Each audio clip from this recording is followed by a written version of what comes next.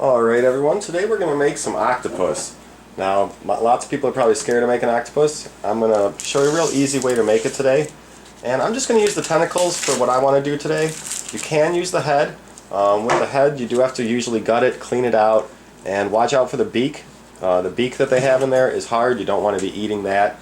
But for my purposes today, I'm going to simply cut it under the eyes if you can find the eyes. And you're just going to basically cut off the whole top section so that I can go ahead and cut the tentacles without the head. That way I don't have to gut it and do all that. Make sure that the beak's out of there, and as you go, make sure that you don't have that because you do not want to be eating that. You're going to start off like this, and you're going to need a hot pan of boiling water and a bowl of ice water with some ice in it. And what we're going to do is we're going to dip this into boiling water, and then it's going to kind of tense up. Then we're going to dip it in the ice water, and the boiling water, and the ice water a few times. We'll show you as we do it, and that helps tenderize the meat. So let's go ahead over to the stove and see the next step. Alright guys, so the next step at the stove here, you're going to take your octopus, and we're going to dunk him in the boiling water for 10 seconds, then back in here for 10 seconds each, about 2 to 4 times. I'll do it about 3 times right now. And you'll see how the tentacles are straight here. When we put them in there, let them sit for about 10 seconds. And you'll see that it's going to tense up all the muscles. And what this is going to do by putting them in the hot, then cold, then hot, and cold a few times in a row, it's going to make the protein in the muscles break down and become a little bit more tender. So as you can see, it all curled up.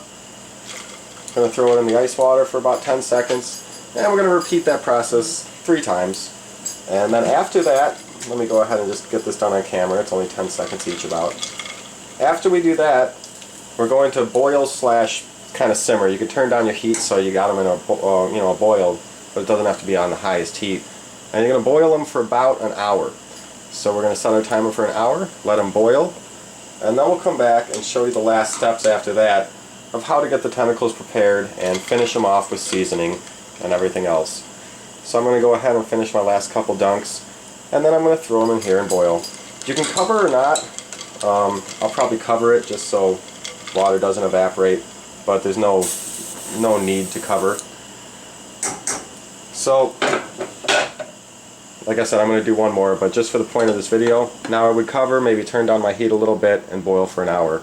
So we'll be back in an hour to show you guys the next step.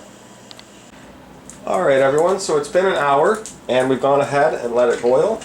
Now I've got it out, and like I said, I'm going to be using the tentacles, but before you cut, as you can see here, see the skin coming off? You're going to want to get all the skin off. Now this one is very hot still, it just got out of the oven, but as you can see, the skin peels off very easy. So I'm going to go ahead and get this peeled off, and then we'll continue the next step.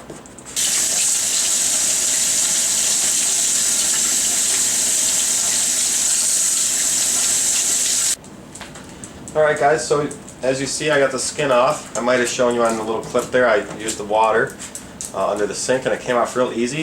If any of the tentacle pieces do come off, my dog's trying to get it back off, Jack. If any of the suction cups come off, that's okay. Just be careful when pulling off the skin. Not many of those should come off. They should stay on, so don't try to get all the suction cups to rip off or anything like that.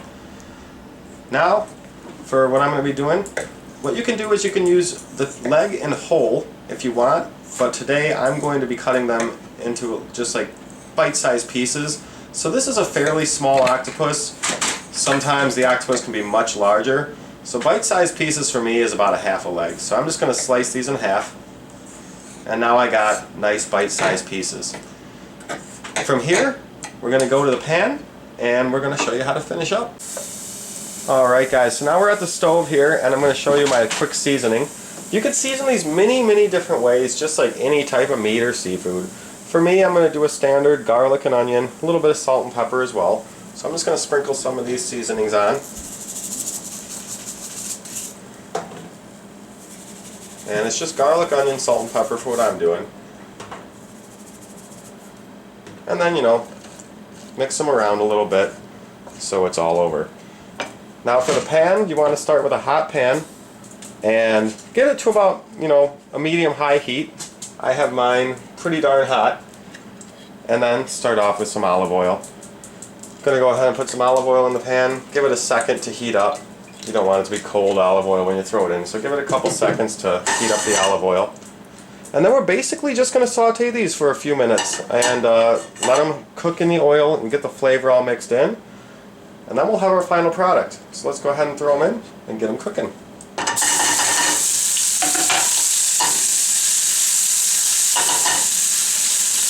It's only going to be a few minutes to get the seasoning and to get them a little bit of a crispy brown color on the outside. You don't want to overcook them, but you want to get some nice color on them. Alright guys, so you want to kind of sear them for just a couple minutes. Remember, we already boiled them to cook them and to soften them. This was to get a little bit of the flavor in there, the oil, the seasonings that we put on. And as you can see before, they had like a white color on the bottoms of them. Now there's no more white. We just wanted to give it that flavor and that little bit of crispness. Slotted spoon might be a little better here, but I'm going to be using this.